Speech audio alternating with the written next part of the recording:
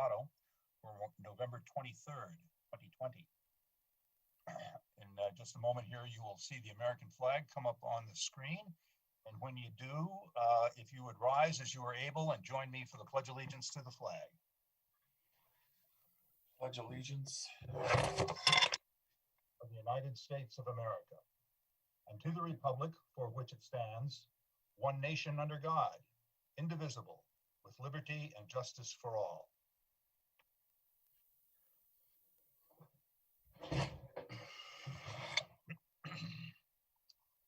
Thank you. Would the clerk please call the roll of the members? Janice Hoppy. Present. Judy Hutchinson. Here. Zachary Urban. Present. Rachel Hulteen. Present. Amanda Weaver. Here. Corey Stites. Present. Leah Dozman. Here. Valerie Nossler-Beck is running a few minutes late, apparently, unless someone's heard differently from her. We have a quorum, Mr. Mayor.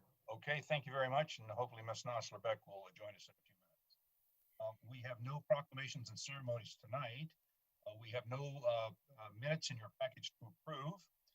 If I hear no objections, we will let the agenda stand as noted. So ordered. We are now at our citizens' right to speak. Citizens may speak on any matter not on the agenda for a maximum of 3 minutes under the citizens' right to speak. We will be using the raise your hand in the Zoom format, or on the telephone. You may unmute yourself and we will take comment from you on the telephone. If you would like to speak under citizens' right to speak, down at the bottom of your screen, you will see a tab marked participants. And if you will click that at the bottom of that next screen, you will see a raise hand function. If you would use that raise your hand function, we will call on you and bring you into the meeting. Ms. Scheck, do we have anyone with their hand raised in the Zoom format? Mayor, we don't have any attendees tonight. Okay. No one on the telephone, and no members of the public who wish to address us tonight? Correct. Okay. Then we will end our citizens' right to speak. And we will now go to our first item on our agenda is a motion to approve funding in the amount of $250 for the purpose of funding Phase 3 of the Business Stabilization Program. And I've called this meeting, so I will introduce it. This is a motion to approve funding in the amount of $250 for the purpose of funding Phase 3 of the Business Stabilization Program. The impact of COVID-19 on American business continues as state and local governments order mandatory shutdowns, further complicating operations for businesses already impacted by COVID-19. The Colorado Department of Public Health and Environment, CDPHE, moved Jefferson County to level red severe risk in the COVID-19 dial framework, effective November 20th, 2020 at 5 p.m. This move to level red imposes new restrictions, including but not limited to prohibiting indoor dining at restaurants, limiting capacity at gyms to 10%, and continuing to limit capacity at critical and non-critical retail to 50%. The city distributed $500,000 in grants to 161 Wheat Ridge businesses through the Business Stabilization Program earlier this year. The city has received federal fundings from the CARES Act through Jefferson County, which is authorized to be used for business recovery grant programs. Council members Hulteen and Stites contacted me to call a special meeting to discuss authorizing $250,000 for local business grants to restaurants and retailers under the same guidelines and grant committee process used previously, including number 1, no chain or franchises, 25 or fewer employees, brick and mortar locations in Wheat Ridge, and current Wheat Ridge business license. I would like to yield the floor now to Councilwoman Hulteen and Councilman Stites. Thank you, Mayor Starker. I appreciate the introduction. I think the at issue that was read captures why, the urgency of this. And I appreciate everyone's time. I know this was supposed to be a night off, but when Councilmember Stites and I were talking about on this on Friday, and we were thinking through what are the timelines of moving forward, we really realized with our local businesses, like every day counts right now, and just knowing a program like this is available to them will make a difference for what they're able to do in December. A lot of the impacted businesses aren't just being impacted by the fact that their ability to serve their customers is greatly restricted. Many of these businesses, 20% of their annual revenue is in the next 4 weeks traditionally. So they're really being doubly impacted. So I appreciate everyone's time tonight to come together. And we just really wanted to be able to do this quickly so that our businesses in need are able to get some support during December. Thank you. Thank you.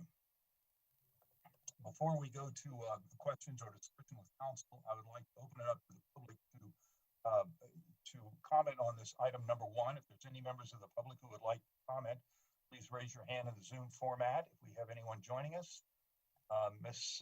Scheck. We don't, Mayor. No one's here. Okay, then we will close the public comment portion on agenda items and open this discussion up to members of council. Is there discussion? If you please raise your hand, we will have a discussion. Ms. Dozman. Thank you, Mr. Mayor. So I really appreciate that this is coming before council again. I really hope that we can support our small businesses even further than we already have. I guess I do have a couple of questions as far as, are we capping the amount that we give to businesses that may have applied prior? Or are we preventing applicants who have already received funds from the stabilization program from receiving them again? I guess is my only question. Mr. Goff, do you want to field that question? Yeah, that's a good question, Ms. Dozman, and it's really up to City Council. If you want to follow the procedures from the first 2 rounds, I believe we capped it at $5,000.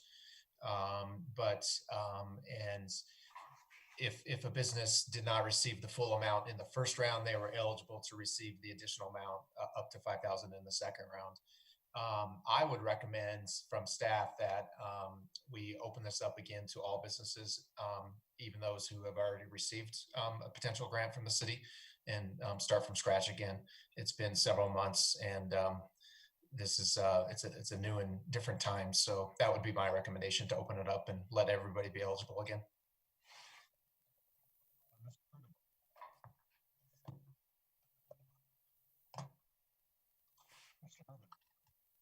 Sorry, I couldn't hear you there. Oh, sorry. I would agree with that because this is a new situation with a new framework for how this is going about, that existing grantees should be eligible to reapply for these funds. And I think sticking to that 5,000 amount would make it easy for the committee to develop the calculations necessary to make it work. So, but I'd also be open to any other ideas people have as far as the dollar amount cap.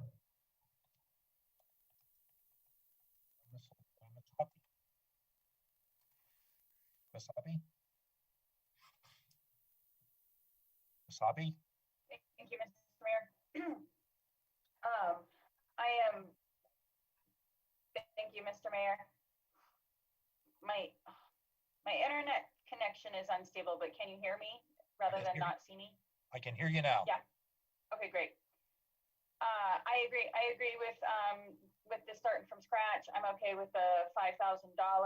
I just wanted to ask though, I think that the idea was to specifically target retail and restaurant. And so I just wanted to make sure that we had a discussion around that to make sure we're based on the same page.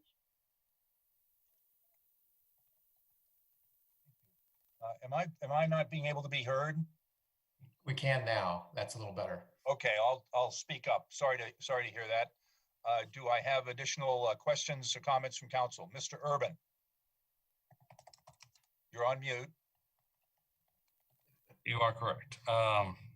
So I think giving the committee a direction that retail and restaurants are priority, I think is a good way to go about doing that, as opposed to coming up with specific industries. We could just tell the committee these are the ones we want to prioritize, and we can use that as part of the scoring process to weight applicants based on the industries that they're in.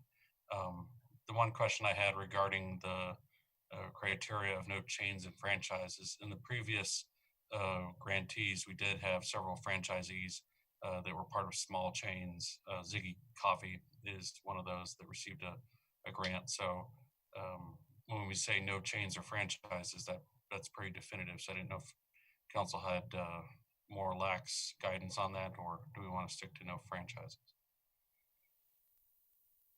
So there from Mr. Urban, Mr. Stites. Thank you, Mr. Mayor. I would actually be okay with franchises because those are independently owned. I know we have like Ziggy's is independently owned, and even some of the McDonald's, I don't know that they would need to apply for it. But so I think that I don't think we want to be shelling out for corporate chains, but I do think that independently owned franchises are a little bit different, especially the smaller ones.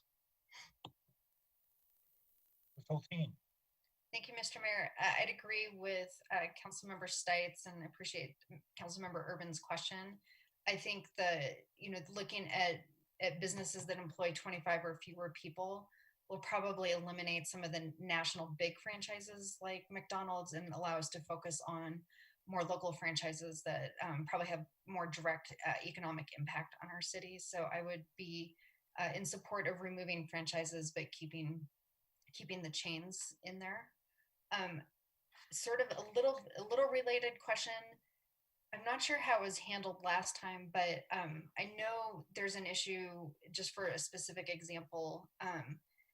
The Pierogi Factory and the Mac and Cheesery are two different brick and mortar fronts, but have the same partnership owning it. And I think it would be valuable for us to be able to recognize that they've got, two sets of overhead and two staffing level. And I just want to make sure that businesses like that, even though it's the same partnership running them, I'm really delighted they stayed in Wheat Ridge to expand. And I want to make sure businesses like that would be eligible for grants per brick and mortar location and not limited to the fact that it's the same partnership that owns them.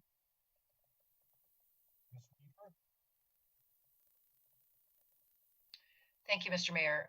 And this might be a silly question, but this is aimed towards Mr. Goff and Mr. Miller. I know that the county was not going to sort of pass on some of the money from the government, and I was just curious where this $250,000 would be coming from, and can it come from there safely? Just to kind of give us an idea of how this will impact the overall budget.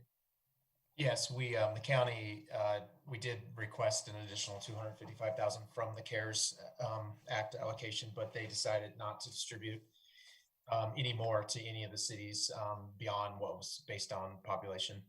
And so we can move some spending around. We did have a full spending plan to spend our 2.6, Allie, right? 2.45 or almost 2.6. We didn't incorporate this third round of grants into that spending plan, but we can move some spending around and include this into the spending plan. So CARES Act funding would be used for this third round. So we would use less CARES Act funding for general fund expenses that we were planning to use it for, such as public safety staffing expenses. So is there a loss? I mean, since we've just been through the budget and things like that, is there a direct loss that you could identify? It will impact the general fund budget $250,000. Yeah. Okay. Thank you. Additional discussion amongst council. Mr. Urban. Thank you, Mr. Mayor.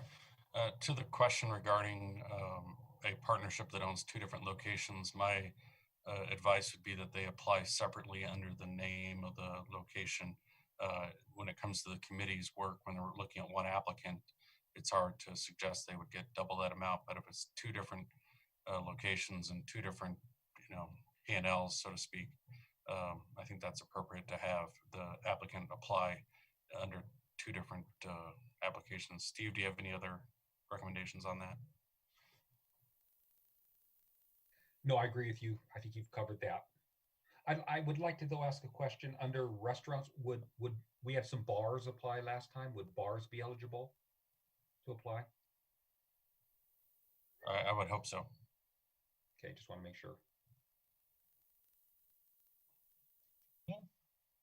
Thank you, Mr. Mayor. Sort of going to the application, I don't recall the last application. I remember looking at it when it first came out, but it just as we start to communicate this once it's approved, just want to make sure things like, you know, if you have two different stores, please do two different applications is clear to them. So that last time we got a handful of calls from concerned business owners who were a little bit unclear on some of the things, although the committee did a phenomenal job. And the other thing on the application, I talked to Mr. Goff earlier today. I feel it's really important for the committee to, we're looking at taking $250,000 out of our city's budget to give to our businesses because of a pandemic and the impacts of the pandemic. I think it's really important that the businesses who are receiving those funds make an affidavit that they are complying with all of the COVID regulations. You know, it's a little bit frustrating to think about, you know, giving money to businesses where, you know, they've been cited for employees not wearing masks and not, you know, enforcing those things. So I know we really don't have much regulatory environment over that, but I hope that on the application, we can ask for them to confirm that they are, in fact, complying with all of those regulations, and in a statement that it's an important aspect. I mean, we don't want to be, you know, we're all trying to get on the other side of COVID together. So if that's something, Mr. Urban, you think could be included, I think that would be good. If I can answer that, I think that the city attorney previously came up with some general language that talked about that they are current on their local taxes, not necessarily county or state taxes, but as far as the city's taxes are concerned, that they're in compliance with all regulations. And we can ask them to be more crystal clear on the COVID language, that they're adhering to the public health orders currently in place, and that kind of language. I think that we as a committee discussed that in general when we're assessing applicants and wanting to, you know, convey that message to them, that the reason that we're doling this money out is to encourage compliance with the public health orders. And it's really hard for a business to comply when they've seen such a dramatic reduction in revenue. So I think that the previous language was a little bit more vague, but we can clean it up and make it clearer for the COVID regulations. Thank you. Additional discussions before I close the discussion and ask for a motion. Ms. Hulteen?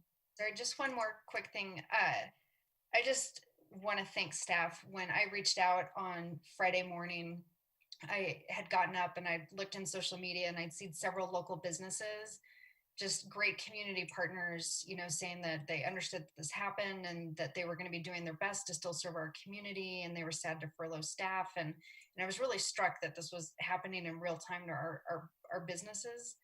And to be able to call, you know, City Manager Goff and to have the conversation and to find out, you know, he and Mishek and staff were already having the conversation and we're ready. We're incredibly fortunate to, as a city, to be able to identify a need and to be able to get on it. And that happens because we've got great staff and we have, I think, a pretty active council. And I just really want to recognize everyone, because without that, you know, we'd probably be a couple of weeks down the road to do this, and those weeks make a difference. I just really want to thank everyone. I think we're fortunate, and a lot of people are going to be better off for it. So just gratitude. That's what I'm thankful for today. Thank you. Very much. Just for the record, I'd like to welcome Councilwoman Nosler Beck from District 4 joining us. Thank you. Any additional discussion, Mr. Urban? To Councilmember Hulteen's point, just take note that the U.S. Congress did not cut their Thanksgiving break short to help out with COVID relief, but the Wheat Ridge City Council is here and present. Right. Okay. If there's no more, just have a motion on this item. Yes. I move to approve funding in the amount of $250,000 for the purpose of funding phase 3 of the business stabilization program. Second. Motion and a second by Mr. Stites. Discussion on the motion. Mr. Urban. Do we have a general time frame? I know that we have to have these monies. Are they to be spent by the end of the year or allocated, or what's the timeline for making these payments to the businesses, or what, as far as informing the committee, what kind of time frame we're talking about? Do we have an estimate of what the timeline on this looks like? Yeah, great question, Mr. Urban. We need to have the funds out of our hands by December 31st, I believe, right? Is that right, Ms. Jack? They're not gonna, I don't think they're gonna come back and audit the businesses to make sure that they spend the money by the end of the year, as long as we have it gone by December 31st. Is that correct, Ms. Jack? Almost December 30th, 30th. weirdly, December 30th. So yeah, we could, based on that, we haven't put a timeline together, but I figured the committee, I don't know if the committee wants to get together and let us know what you think is going to work, and we can, I don't know, Allie, if we can speak offline, Mr. Urban, with our finance department to determine what it would take to get the checks cut, but we can turn that around very quickly. So we can work on a timeline if that would be helpful. Okay. I know Mr. Art reached out to I think the committee members from the previous couple rounds, and I think everybody is willing to serve again. Just waiting to hear back from two. Okay. And then I have a phone call with our public information officer, Sarah Spalding, tomorrow morning. And we'll discuss dates, working with Mark Colvin, finance manager, to make sure we can get checks cut by the end of the year. You want to work on that? You want to work on a schedule for the committee? Yeah, that's it's on my notes here. Okay. Yeah. Further discussion on the motion. Ms. Soltine. Along the lines of timelines, given sort of what we know right now, what do we think a reasonable timeline is for announcing the applications and being able to take a look? I remember last time it was kind of a 3-week-ish timeline, but we've got holidays and all sorts of things. So just sort of a highball, no commitments, but just curious what feels feasible right now.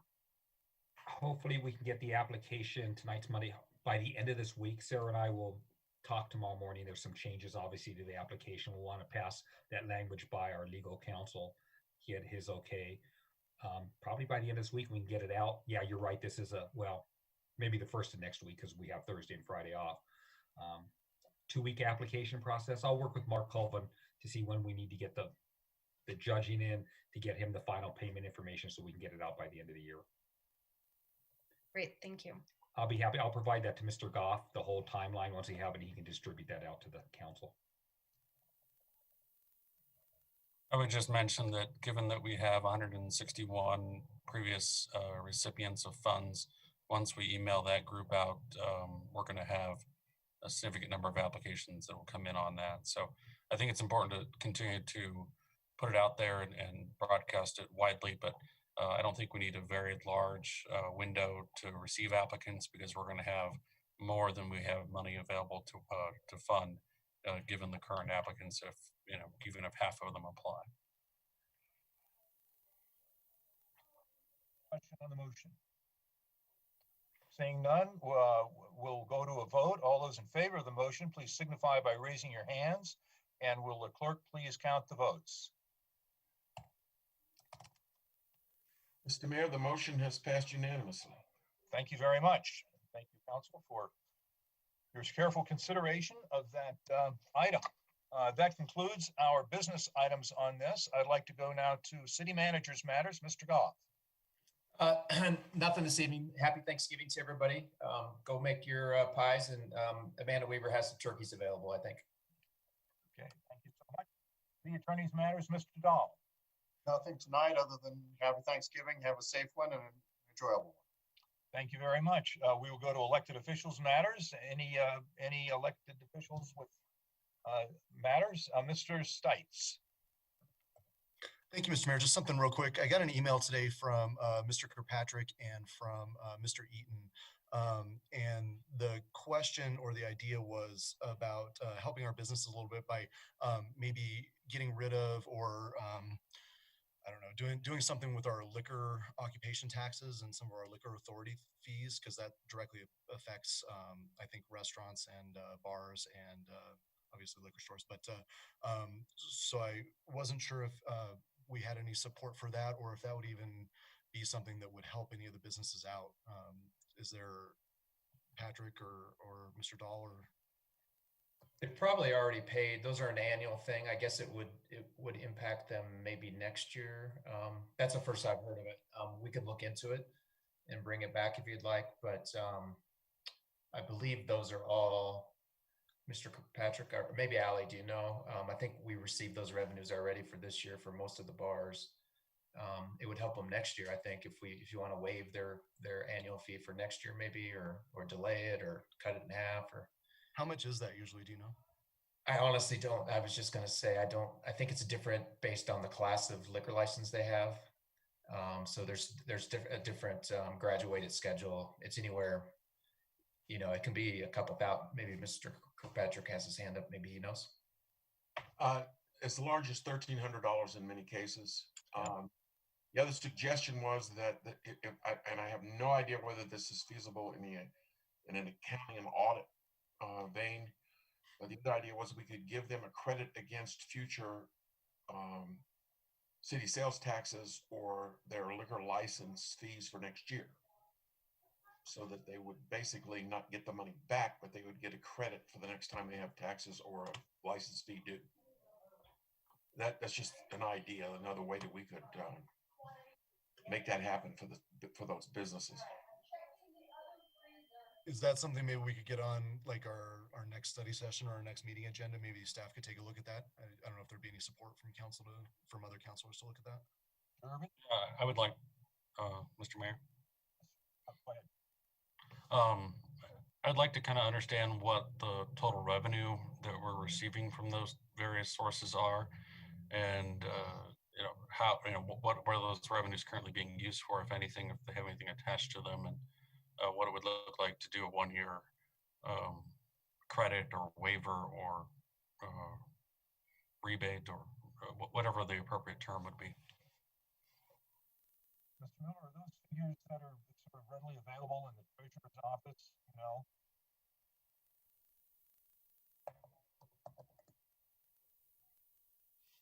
I'm sorry. Was that a question to me, Mr. Mayor? No, I was talking to Mr. Miller, but I'm not sure that maybe my audio is not very good tonight. But. Our liquor license fees it's not a huge number. It's about $18,000 a year. Trying to see what our liquor occupation and Mr. Urban, the monies just go in the general fund. So they're used for general fund expenditures. They're not tied to anything specific. City manager, it looks like liquor occupational tax is about 70K budgeted, and license fees about 18. So yeah. Just under 100,000 total. Yeah, that answers my questions. My main concern was whether there was any sort of statutory obligation relative to these funds, or if they're general funds. So. Just a quick note that we brought this forward now because we thought it might in some way impact the committee's decisions about further grants. I'm not suggesting you should or should not. All I'm saying is that if a liquor occupancy tax is going to be relieved of, say, $1,000, would the committee want to consider that as part of the support for the business? And again, I'm not suggesting you should or shouldn't. I'm just saying we wanted to make sure you had that thought in mind when you go about this. Well, Mr. Mayor. Yeah, Mr. Dahl. Mr. Mayor, one thing the council probably should consider is liquor licenses and occupation taxes, of course, affect a segment of the business community, but the city, of course, imposes various taxes and registration fees, et cetera, on a range of businesses, some of which will be making application for the grants. And I guess the only consideration I suggest for the council is while it's true that restaurants and bars have high profile in terms of the effect of the COVID restrictions on that class of business, there are other businesses as well that are affected and that might well be applying for grants. And the city should perhaps, if there's going to be waiving of fees and whatnot, the city might consider whether that's across the board or not, and its effect on advantaging, one set of businesses over another who are also paying their fees. And not to say that the bars and restaurants aren't especially affected, because they are, the liquor licensees, but they're one category of business amongst a number of categories that are similarly affected. Ms. Hoppy, and then Mr. Stites. Thank you, Mr. Mayor. I would just like to say that I think we should move forward with what we've already decided on with the $250,000. If something comes down from the federal government later and we have an opportunity to do more grant funding, then I think we should keep that separate. $100,000 is part of our main budget, and what staff spends months preparing to bring to us, that we spend months reviewing, and then we approve it. So I would hate to start taking line items out of that, but I think the way that we do with the grant is the right way to do it. So I'd rather that we move forward with what we have, and if we have more money later, then we can do that, but maintain all of our licensing and taxing the way it is. You had your hand up, and you were also speaking on elected officials matters. So do you have some more to contribute on this item? No, I don't. I had a question for Mr. Dahl, as far as if we waive the liquor fees and the other businesses, are there other large fees for businesses out there that are affected right now? Probably a better question for the finance folks than I. I know liquor does pay more. There's no question because they have not only occupation tax, but annual licensing fees that are considerably more than a business license, for example. I was expecting you might be asking me whether there's any problem in calling out liquor licenses separately for that kind of treatment. And my answer is no. The council was able to and has the power to make the decision that this is a particularly affected industry. And for that reason, we'll grant you the following breaks, however they end up being designed. Mr. Stice, I'm sorry, Mr. Mayor, can I answer go ahead. Go ahead. Mr. Stice, there really aren't too many other categories of business fees. I mean, every business has a $20 annual business license fee. We have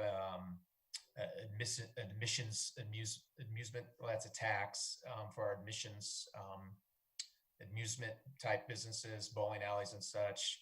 Our pawn shop businesses have a $5,000 license fee every year. That's about it, though. There's an arborist license fee, pretty small number. I think that's about it.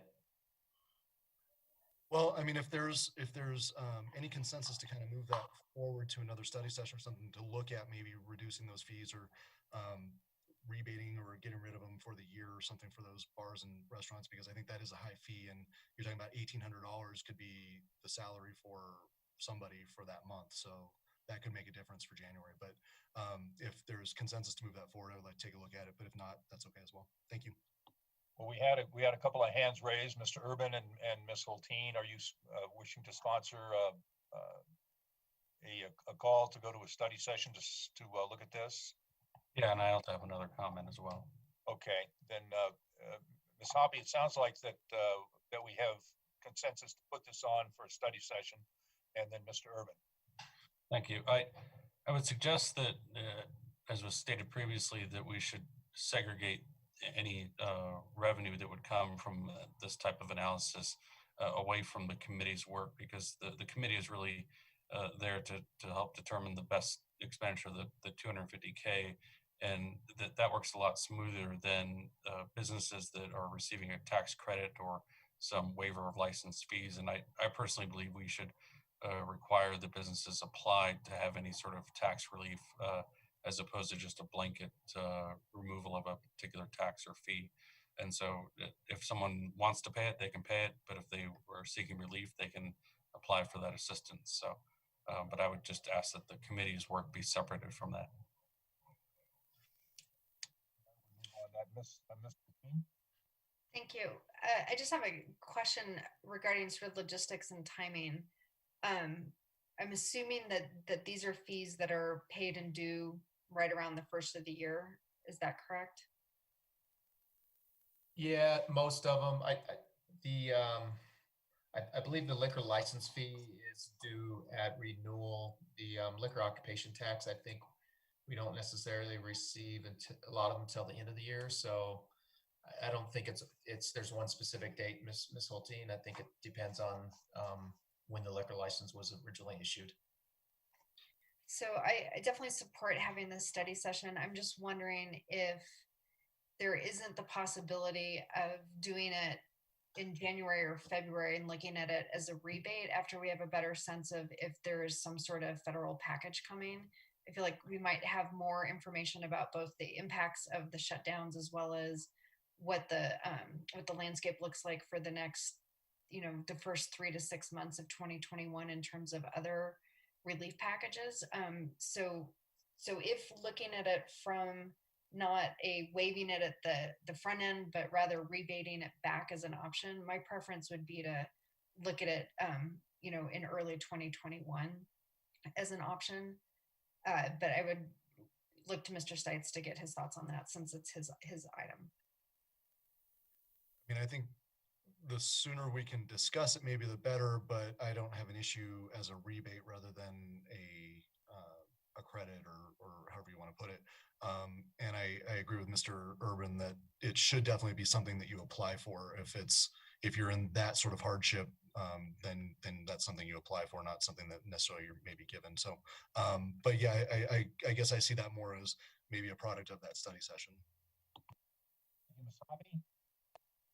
Thank you, Mr. Mayor. I would just ask if staff felt like they could get it done quick enough. We have room on the December 21st study session.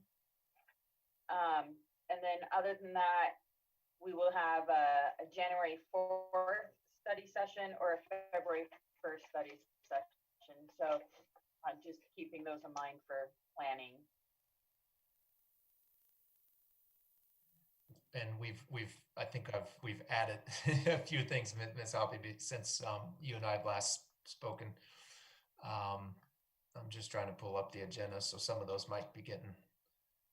Yeah, I think we could still get it on the 21st potentially. All right. Why don't you take that as a sidebar and see what your calendar looks like, and see as soon as we can schedule this in. Okay. Are there any other elected officials matters? Ms. Weaver. I just wanted to clarify that I don't have any more turkeys at the farm, just so I don't get a lot of phone calls. Thanks. And don't forget to thank your turkey if you are having turkey this Thanksgiving. Thank you very much. Ms. Hutchinson. Thank you, Mayor. I just want to wish everyone a safe Thanksgiving, and I've already started eating pumpkin pie.